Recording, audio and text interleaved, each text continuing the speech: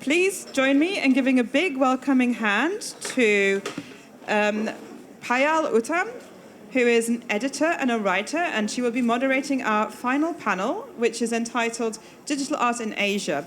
And with her on stage are Wenhui, who normally goes under the alter ego of Niceaunties, and Miao Ying, whose fantastic artwork you can see at Art Basel, actually.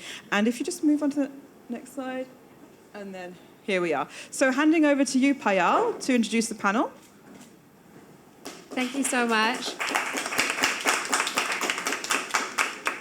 Thanks so much for joining us here today. Thank you, Jenny, for that introduction, and to Art Basel and TAX for organizing this conversation today. When I told friends that I'd be moderating a panel and we'd be mentioning the Chinternet, they said, "What's that?" And then when I mentioned Splinternet, it completely lost them. Can I just ask all of you, how many of you have heard those terms? So this is exactly why we're sitting here today. It is so important to talk about this topic because we think of the internet, the early days of the internet, we think of this utopian, universal, borderless space, but that's not exactly reality. Over time, it has fractured and splintered, and there's very different versions of the internet based on where you're sitting in the world today. And who better to look at a topic like this than artists? The nuances of digital art are just really not explored today as much as they should be, and these artists are having a very local perspective, and we're going to delve into their work. Many would agree that with traditional art, we know like Korean art is emerging, Korean painting is emerging from there. We know in China there's specific styles of art, but when it comes to digital art, it's not exactly the same. So it's my great pleasure to introduce our two artists here today, Wenhui Lim and Miao Ying. To briefly give you an overview of their work, you might have already known their names or seen their work at the fair, but Miao Ying is a pioneering internet artist. Her sharp satirical works, she rose to prominence for her sharp satirical works exploring the Chinternet and life outside the Chinternet, outside the great firewall of China. And she represented China at the Venice Biennale. She's shown at the Centre Pompidou, the New Museum, the Ulan Center for Contemporary Art, and numerous international biennales. Wenhui studied architecture, but she's, I think, 90% there to becoming a full-time artist now, she said. She also is a partner still at an architectural firm in Singapore. She's known for her surreal and often humorous take on anti-culture from Singapore. And she's shown at institutions like the V&A in London and other museums. Her AI works have also appeared on massive billboards in Times Square in New York and Sunset Boulevard in Los Angeles. So I think we can delve right into the panel. But before we start, I wanted to get a sense of who's in the audience. So we've introduced all of us. So can I get a show of hands if you are a collector? Okay. Any artists in the audience? And who's involved in the digital world, and crypto or digital? Okay, so a lot of you. Okay, and any art advisors? No? Yes? Okay. Any curators or writers? Okay, you're all the hats. So I think we'll have something of interest for all of you today. So I think we're going to just get into it with our artists. So Ying, I wanted to start with you. You were one of the part of the first generation of internet artists in China. You're so comfortable working online that you've talked about websites as your canvas. Can you take us back in time and tell us why was the internet so fascinating for you, and how did you get into this? Sure. I think I am probably the first generation that grew up with personal computer in China. And I remembered when I was in elementary school, we have a computer room that we have some really simple computer class. And I still remember the smell of like the first time we have to walk into that computer room, and it's like, something really like we have to wear slippers, we change our shoes. And so I think I grew up with it, and also for the generation of the artists who are born post grew up who were born in the 80s, and we kind of witnessed this special like phase, how internet, is introduced in China, and different, like how the environment is also changed a lot. To me, it's really like a special canvas. It's although my work is really mixed media in paintings, also like installations, but I would always start my projects, even now, like I would start a website. And from that website, I starting to put elements into this project. One project can last for 3 to 5 years. And so the website is the first thing that I will start my project with, and it's the last thing to finish. So, yeah, and my early piece, I think, when I was in college, there was a time that, when the internet in China was really open, and there was Google and YouTube, which was all available, and then I think it's also interesting, even when like later on there were more limits, but you can see when the Western platform were not available anymore, there's actually it gives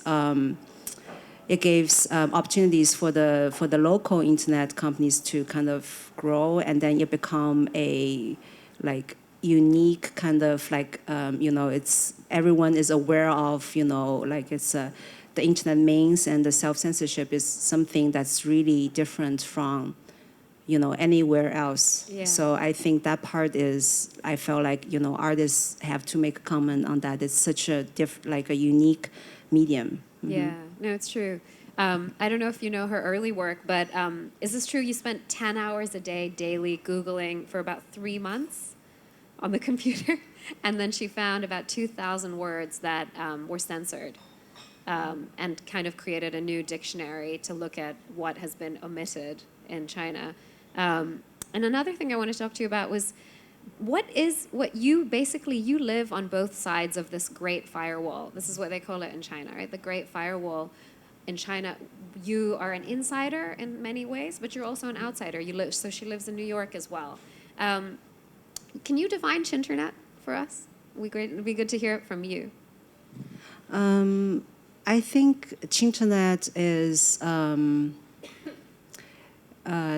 so there's a boundary, right? Which is where the limits are. Which when we talk about my more recent projects, which has to do with artificial intelligence, which I think the trending is that we won't know where the boundary is anymore, because everything that's created by AI is very opaque. Like you don't know what's the process.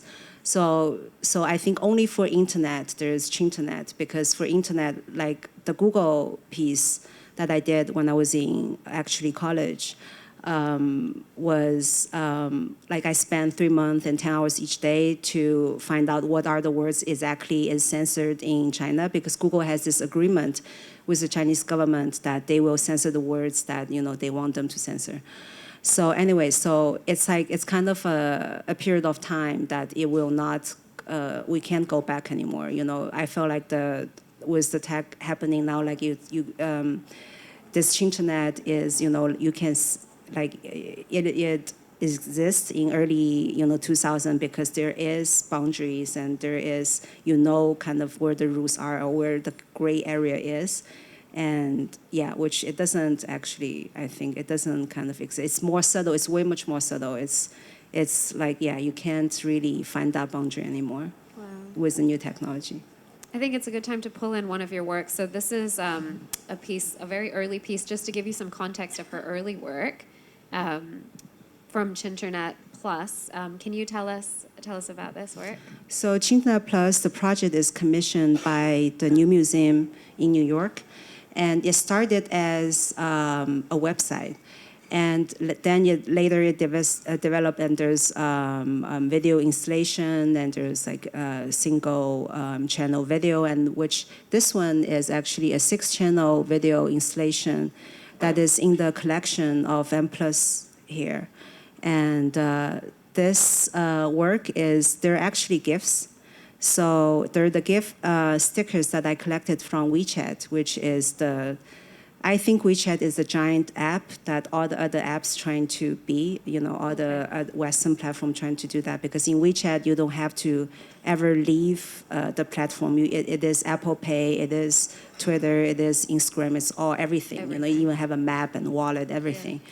So when WeChat was launched, I think in 2010, it very, very fast. It's like everybody's using it. And I think what it did really successful is that it allows people to make customize their gift stickers. So people starting to make gift stickers, and because it's an image, it's an image or it's a moving image, it can be censored. So there's a lot of people. I think that's the ultimate reason why people really love WeChat, because there were other platforms, but it's really highly entertainment in a way. I can make a gift sticker and then send it to my friend, and then they can, send to other people, and then it can trending, and it's really the beginning of internet memes kind of in China.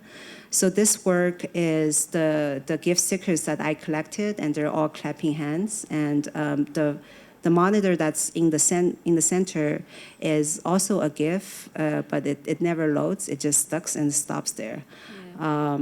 And so this video installation is really short. It's just loops of like GIFs, like clapping, and it's kind of a code. I feel like for Chinese audience, if they see it, if they have that sticker, because something is, you're not like, on purposely, hiding. But if they have that sticker, they know what it is. They don't need to see it. They might have that on their phone. So yeah, that was, I was really interested in the medium, and I thought that GIF animation was also such a iconic, kind of medium for internet, because it was made for slow internet, because it's, like now we don't have to use GIF anymore because we can, everything's HD, 4K. Yeah. But GIF was, like you have to, when it was really expensive, and then you can, it's really just a couple pictures, and it's, what do you call it? Yeah. So yeah, that's the work, problematic GIFs. Yeah, and it had. When you showed it, and they said that it looks too much like Miao. And so, right? Can you tell us about that? So she showed it in a show, and this then work, the censors. Go ahead. So I think I'm trying to be thoughtful and not too provocative, and so my work is self-censored when I try to, when it's something political. And when I show this work first time in Beijing, and they have someone to check the show, and they don't want the show to open. And I was like, okay, but it doesn't load, how do you know it's Mao? Yeah. And then they were like, oh, like we know every part of Mao, like, that's him, like blah, blah. So I had to make it more pixelated, which I don't care, it's already self-censored. Then this work actually have two versions. So there's another version of it that's a completely blank, what do you call it? Light screen. Yeah. Which is the version that Central Pompidou just collected. Oh, completely blank. Yeah, they collect the version that is complete blank. Okay. So this is the one that's like, a little, tells a little bit more, yeah. Mm-hmm. I think now it's a good time to talk to Wenhui. You're, in many senses, coming from an entirely different context of Singapore, but when we chatted before this panel, you were like, actually, it's not that different than maybe China. And you talked about your works as a soft rebellion. Maybe you can tell us a little bit more, and also tell us where your auntie-verse comes from. Well, hi everyone. Hi. So for the past 2 years, I have been building this speculative world called the Auntie-verse using AI. And it started as a project to try and understand auntie culture, because aunties are a very stereotyped social archetype in Singapore, and is associated with being very negative, and nobody wants to be called an auntie. And I was trying to reimagine the term by having a world across multiple locations where I question the themes of beauty and aging, and consumerism, and also environmental issues. And basically, I think it's a kind of my interpretation of collapsing my personal life experiences from all the aspects of my life, collapse into a video or images. So, so soft rebellion is a term that sort of in retrospect, thinking back, I kind of feel like I'm responding to this neutrality that sort of permeates Singapore, because I grew up in a place where security is the path to success or the definition of happiness. I mean, that's at least what National Geographic said. Singapore is like the happiest place on the planet in 2017. I was like, what? But it's because, you know, everyone knows how their path is going to be laid out in front of them, and everyone goes through the same system, and you're taught to like want to own a home, to feel happy in Singapore or have a family. Sort of, it's all laid out for you. So I'm kind of like responding to that. And also the idea of trying to understand the complexity of auntie. I have many aunties, and I'm an auntie myself. And so I'm So are we. questioning. Sorry? So are we. Yeah, so questioning my ideas about aging and how I want to live my life. So it's really a personal project that turned into a skilled thing because of AI. Yeah. Yeah. I think it's good to play one of her works because it's video and image. Just give us a second.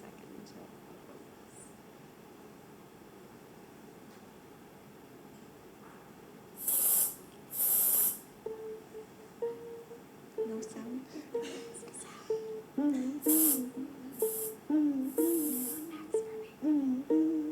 That's fine.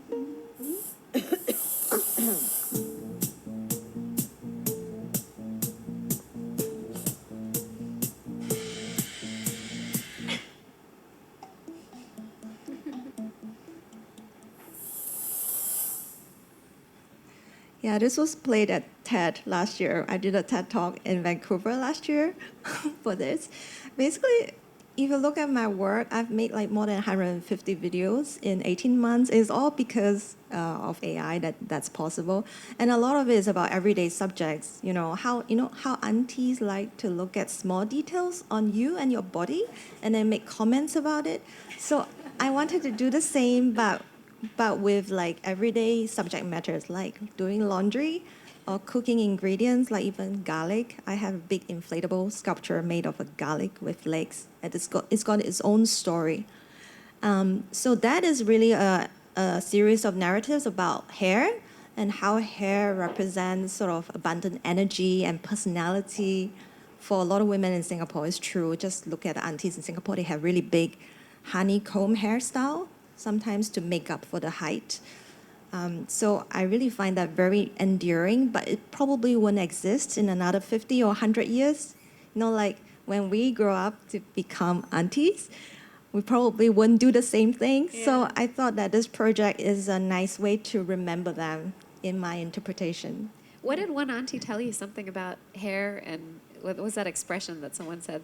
The taller the hair, the... Oh yeah, the taller the hair, the closer to God. Yeah. I love that. That was literally why I picked that work. And I mean, we all have aunties in our lives, or we are aunties. And so you're really using humor. Was that just natural? You mentioned to me earlier, it was just natural for you to make humorous works. I suppose, I grew up in a very serious, very disciplined sort of environment, and my family is also very disciplined. I had a curfew of like 7 p.m. till I'm 21, that kind of strictness. So I don't really think about it like as being humorous. It's just like, trying to have a lighter way of looking at life. But people find it funny for some reason. Yeah.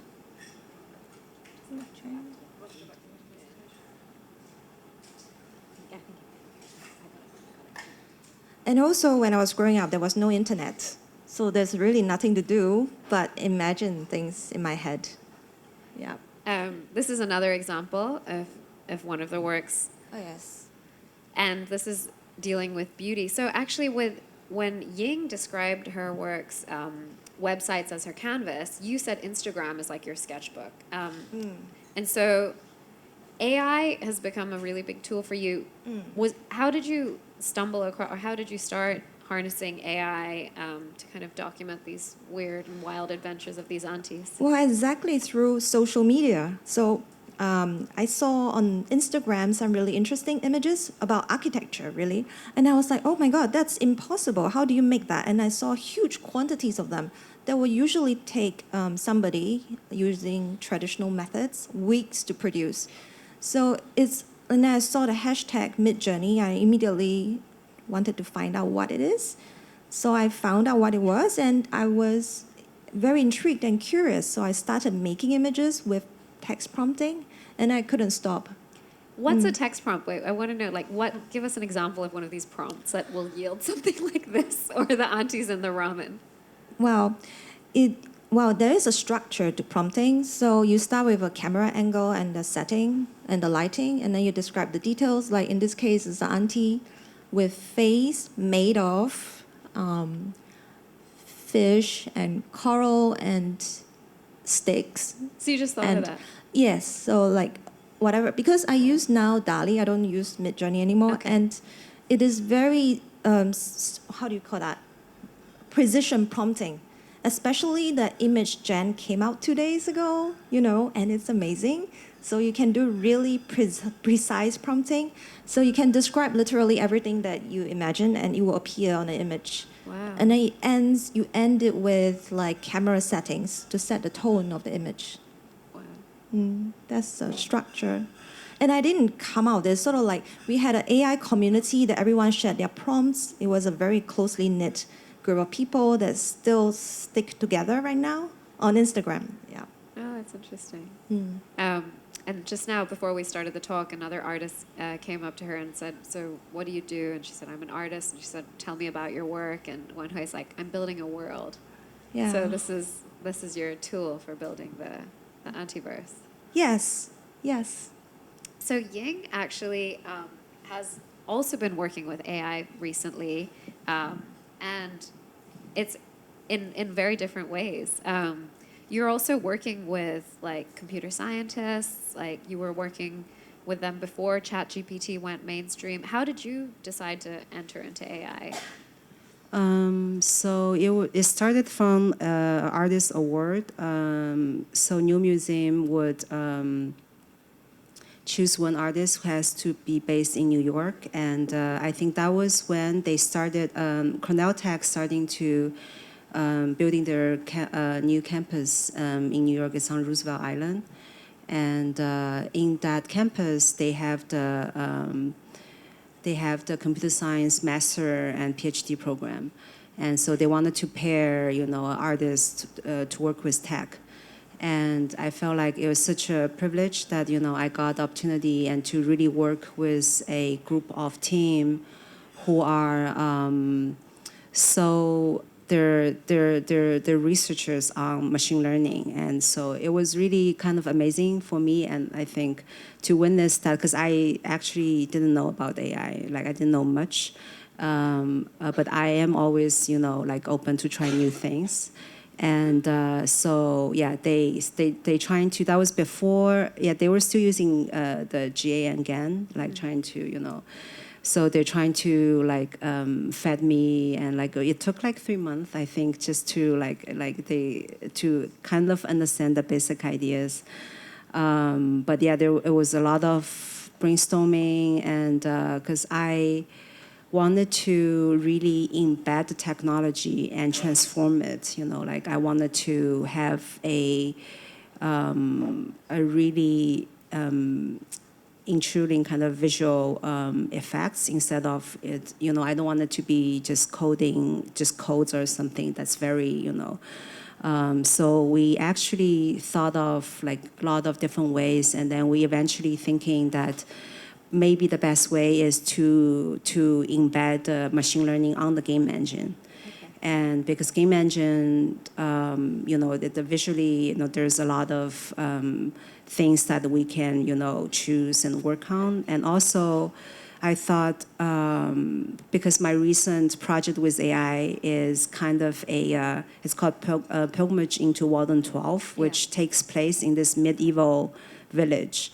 And I think that game engine is kind of this metaphor of, a word kind of, it has its own, like it has its own logic, like it can be a utopias, it can be a, worst case scenario future, or, something, that's, I quite like the idea of that. So anyways, and so we really started the project in 2018. And we were really nervous, so we used Unity. And we're trying to, so we actually, and the good thing is back then, no one was really interested in machine learning. So we trained our own data. So we trained the data on supercomputers, on the servers for free, because Google and everyone, they wanted people to actually use it. And now it's really expensive.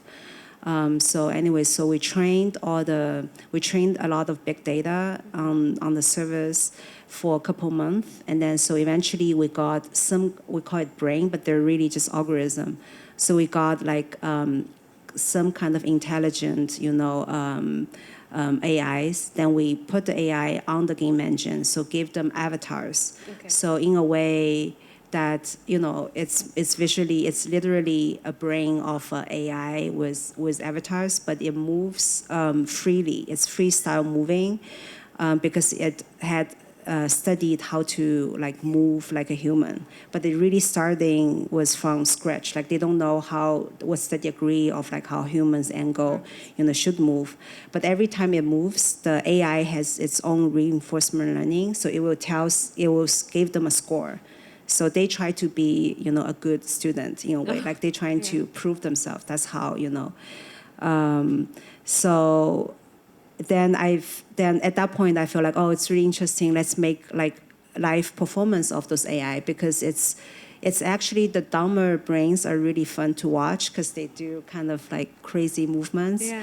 And so we have kind of a character design, and then give them, there's 6 of them, and each of them has their own, have different scene that's designed on the game engine, and different characters, and kind of a loose hierarchy of, what's their skills.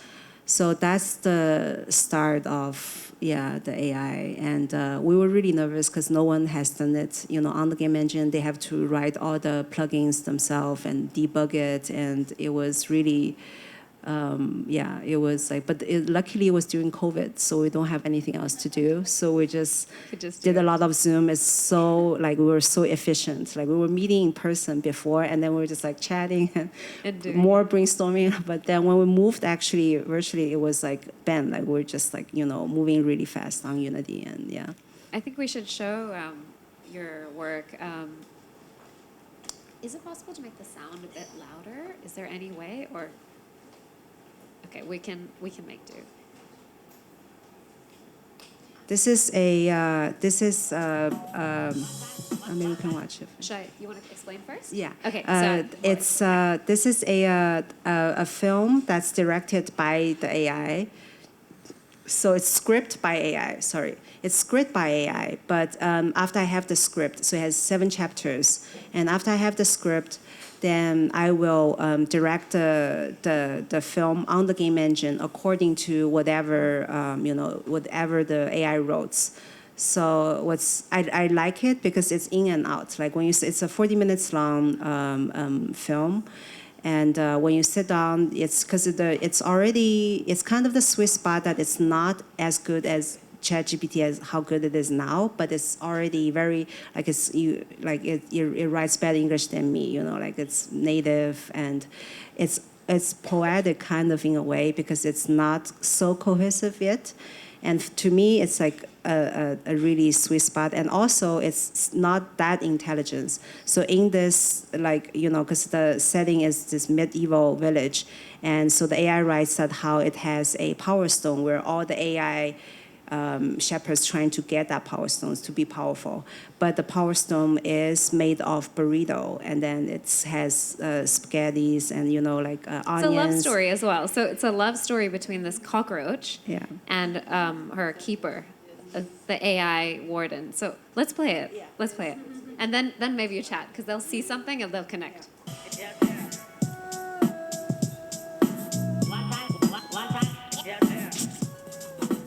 High roach population means high data collection. Behind facial recognition and the magical dome lies a fraternity nightclub like no other.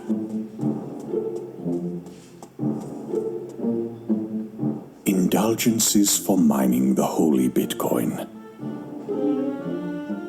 They were so shiny and black, and they looked so tough and badass. She wanted to know what it would be like to feel them wrapped around her body. Trickle down economics whip. Bourgeois exploitation force. 5-year plan stomp. It's invisible, but she feels its cold breath on her neck. It's a free market ghost who wants her digital wallet with all the Bitcoin in it.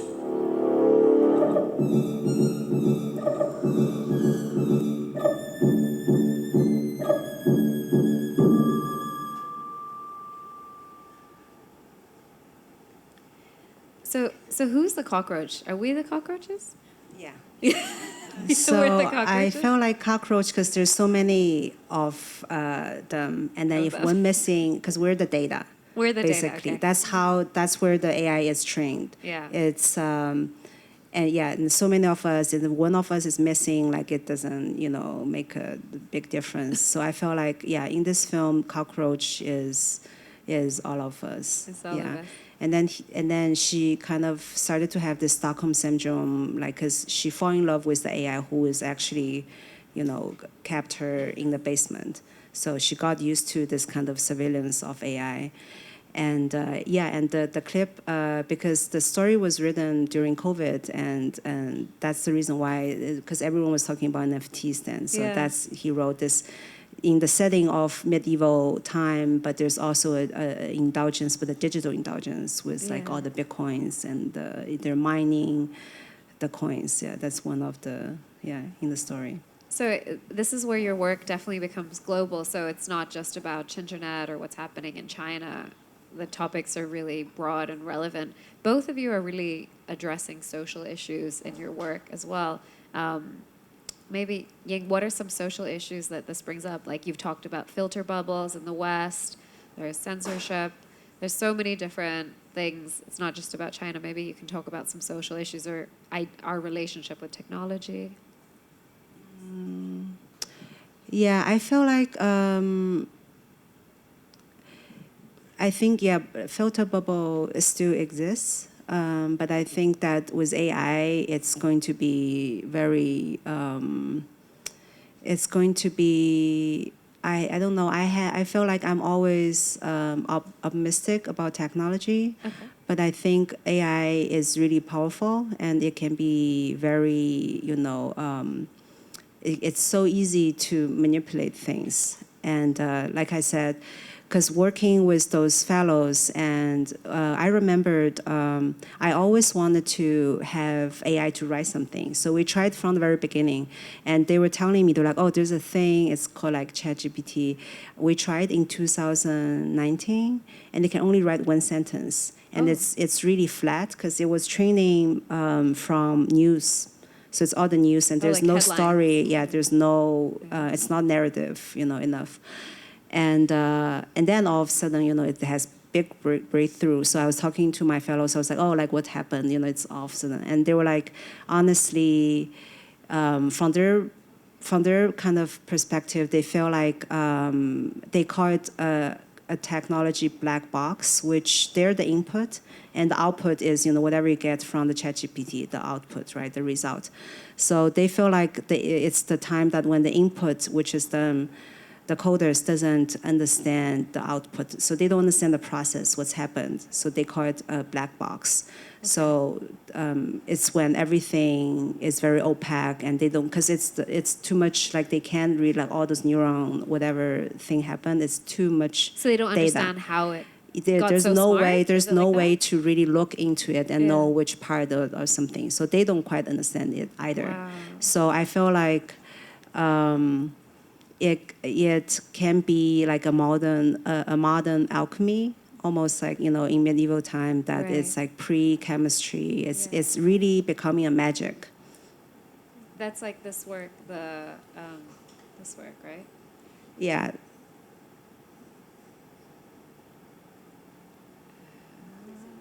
How do I get to present here? This work, which is also the key image for Basel campaign, is so all those effects that you see on the screen, they are, there's actually two AI brains fighting in the background.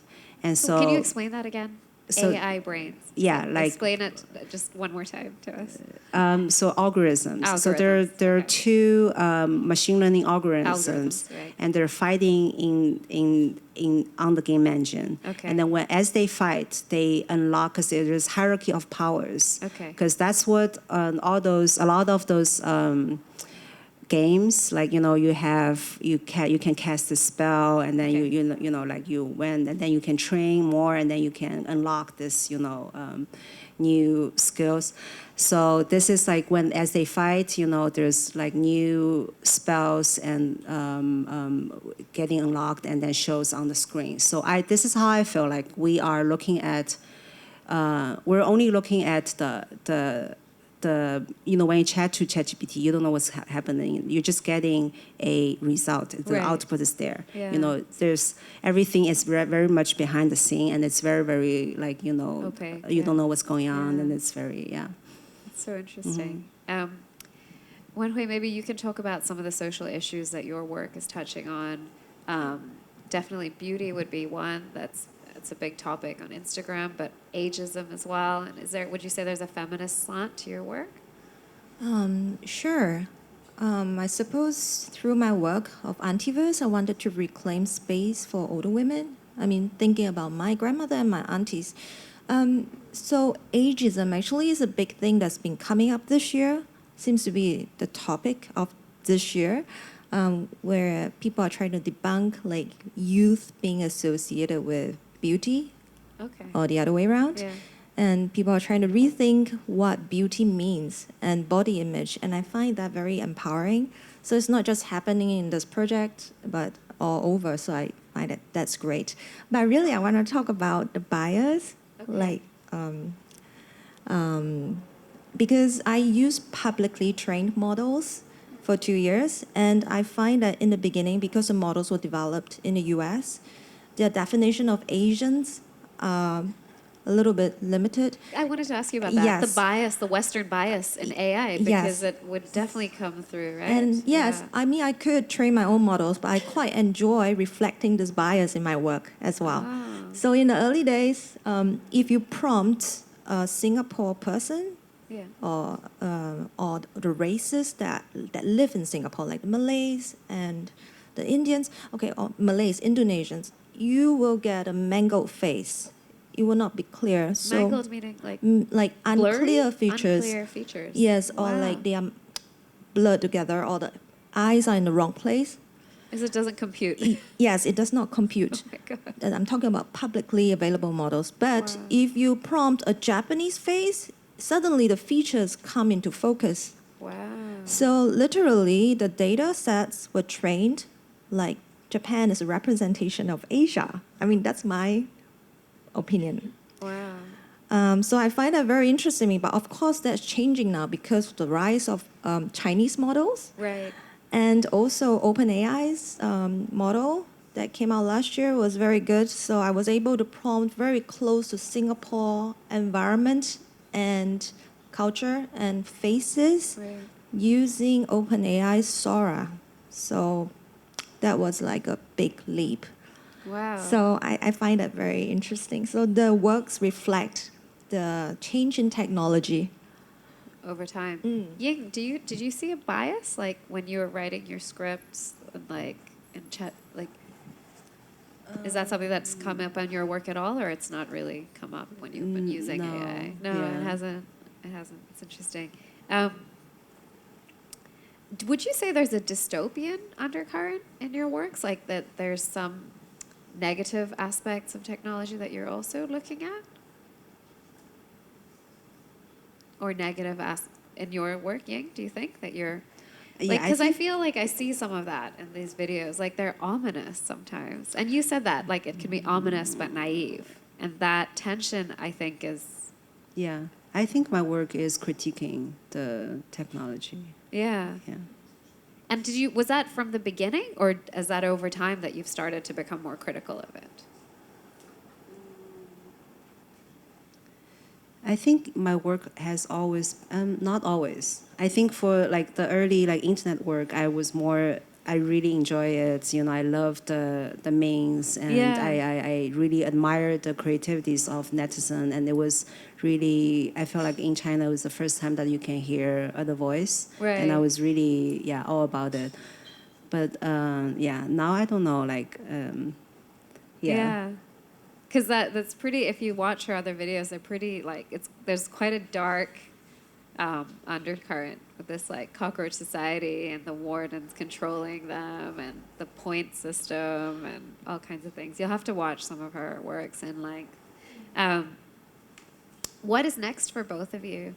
What's next for Wenhui? You want to talk about it? I was wondering, have you ever thought about making your work like VR or like an immersive auntie world that we can enter and interact with? Of course. But let me reflect on that part about negativity Yeah, please, and go ahead. darkness. Well, it's not meant to be, but like for instance, this image on the screen is meant to reflect pain, because a lot of women go through beauty treatments and under social pressure of trying to stay young and beautiful, but you have no guarantee that it works. But they go through that pain anyway. So this is more like a reflection and questioning why should we do that? Yeah. Is it because of the male gaze, or like something else? Or is it just like being programmed into our system? We just do it anyway, or out of curiosity? I don't know. But I have done it too out of curiosity, but I think it's not worth it. It's just too painful. So this image is supposed to, show that. Yeah, because I did see that. Yeah, in so some of the works. I don't mean to be dark, but I just Yeah. wanted to reflect on that. Yeah. Yeah. And what's next? Would that be something you'd consider, VR or like an immersive world? I think I've always been very interested in expanding my project in all directions. I mean, what's interesting is people from like advertising and film and education and all kinds of things have spoken to me, also publishing and all that. So I think it's very interesting how this project sort of exists in between worlds, and it's also bridging the worlds. So I'm interested to see if I can develop this into a mini game, and then eventually maybe into toys. I mean, wow. I like these cute, fun things. So in the Antiverse, because there are many locations and many narratives and sub-stories, so it could really go in all directions depending on the locations and the stories. So I think that's like, lots of potential. Perfect. And yeah. And what's next for you? I'm you working working on a major institution commission, and also my solo show in Europe and museum in Vienna next year. Okay. So I will continue to use AI on game engine, but we have talked to my team, and they said right now, so the new AI, they can actually commenting, so they can read images for live, and then they can do real commenting on the image they see. So I feel like if it's possible to make the AI actually, from the last work the one that Basel used for the campaign, like if that, but like commenting on it, like they can decide what to show. on Okay. the you know, it's like it's really have the algorithm there. Yeah, like they can decide, you know, which power to use, you know, or it's possible to do it in life. Wow. So yeah, but I don't know, it's maybe too ambitious. I don't know. We're trying that, yeah. Perfect. I think, yeah, okay. Question. Okay. Does anyone have any questions for our artists? Yes. Have you experienced any feedback from like government or kind of authorities on your work that you have found negative in any way? Yeah, I think all the time. If showing, yeah. So first, I will self censor my work. You know, I look at it this way. I actually appreciate that. I think it actually make my work has more layer. And I read there's this article saying how all those great movies in Hollywood were actually made in the 20s because you can't kiss on the scene and blah blah. So it makes it more romantic. You know, now it's classic. And I really see that in my work. I felt like when I was younger, it was more, the message is more, you know, broad. I just wanted to, you know, deliver it. And I feel like now I actually appreciate that, you know, I have to use more metaphor. I have to, you know, even the AI creating the story, you know, it's also a way to, it's like, you know, false and true and, you know, as the joke. So I actually, I'm used to work with that and I like it. Yeah. So you were talking about some prejudice in your home country in Singapore about aunties and how it's like a negative thing. So what was feedback like in Singapore, your work? Did you change any opinions from people? Okay. Is this working? Can you hear me? Well, the thing is this, everyone outside of Singapore sees the themes in my work, so they understand what I'm trying to say about aging and beauty and all these other subject matters. But people in Singapore, okay, a PhD student recently wrote a thesis on my work, and she had to interview some local aunties to get their feedback. And I read the draft, and it was so interesting for us because their first reaction was criticism, which is exactly what aunties are.